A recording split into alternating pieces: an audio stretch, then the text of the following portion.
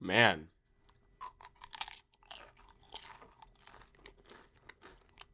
crackers. The subject of today's video. I'm not referring to the snack. I'm referring to white people.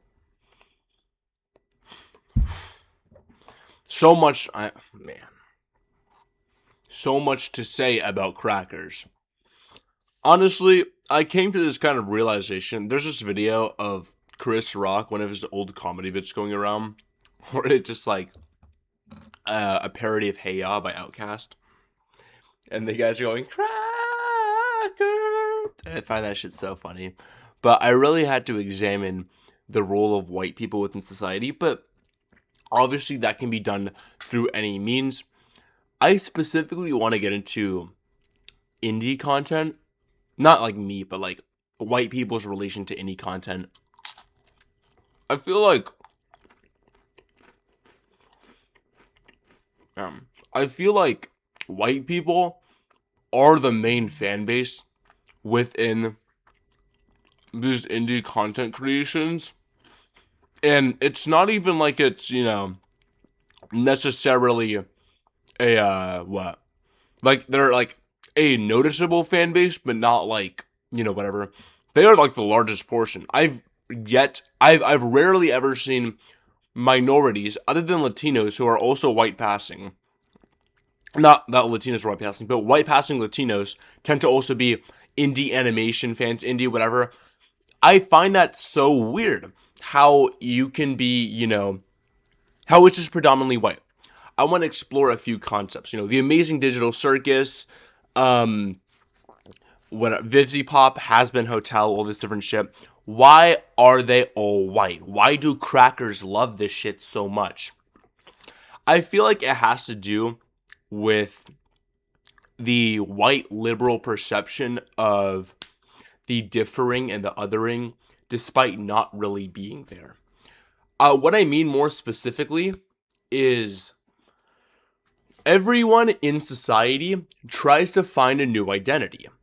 White people, of course, because of their relationship as the inherent on a racial ordering as the highest in a racial ordering, necessarily want to find their place as being different.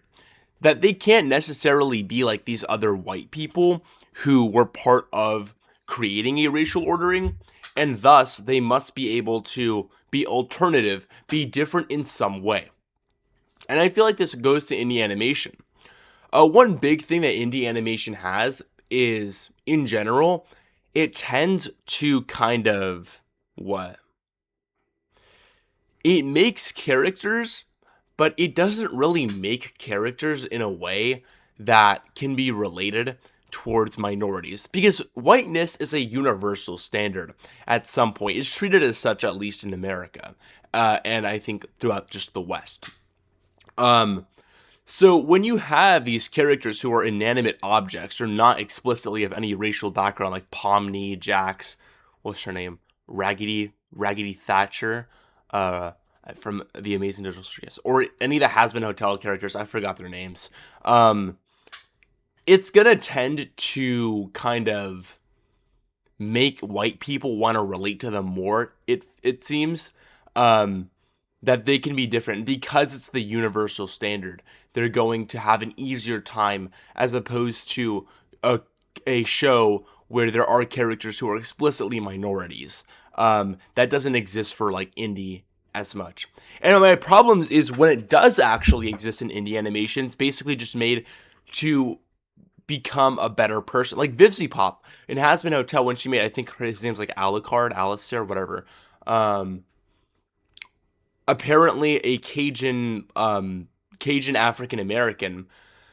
And I'm thinking, when was this? Is a white voice actor. The character has no semblance to, anything having to do with African American culture. The only thing it has is your word that whatever his name was, Alucard, I think, is black.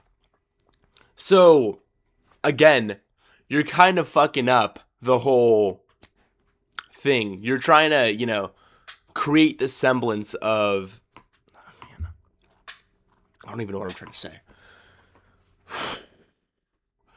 You're trying to sort of redeem yourself as a white person by creating, and I know viviziepop is, Latina, but she's like a white passing Latina. By creating a minority character when that minority character exists not to actually give representation to minorities, but to basically say, hey, I have a minority character. My fan base isn't entirely white. That's how I feel. That might be a hot take. I feel like that's the main thing that has to do with it. But white identity also kind of hinges on being different from other white people. How can I be different from the racist Southerner? How can I, whatever, right? So that's like why alternative forms exist, and that's why they're going to be so into, animation and shit. White people try to find a new marker to make them differentiated. And I feel like parts of this is going to be, now I'm not going to say that this isn't a bad thing at all. I do notice that there are higher rates of neurodivergence within white people. Now, of course, that may be because they have more material resources to be able to check for neurodivergence. 100% fair, all right? 100% fair. Or whiteness is such a default that we're able to see more neurodivergence. 100% fair.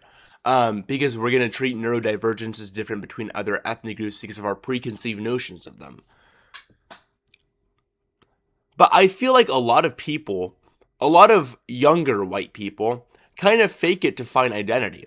This isn't a bad thing because obviously you're discovering yourself.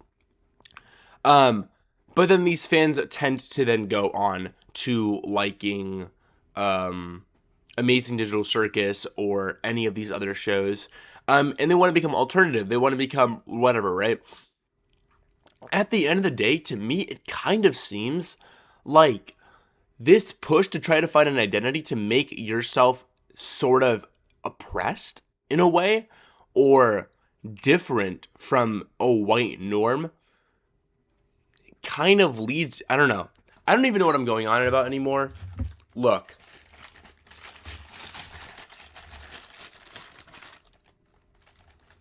Crackers. A cracker would say, at the end of the day, we're really just eggs.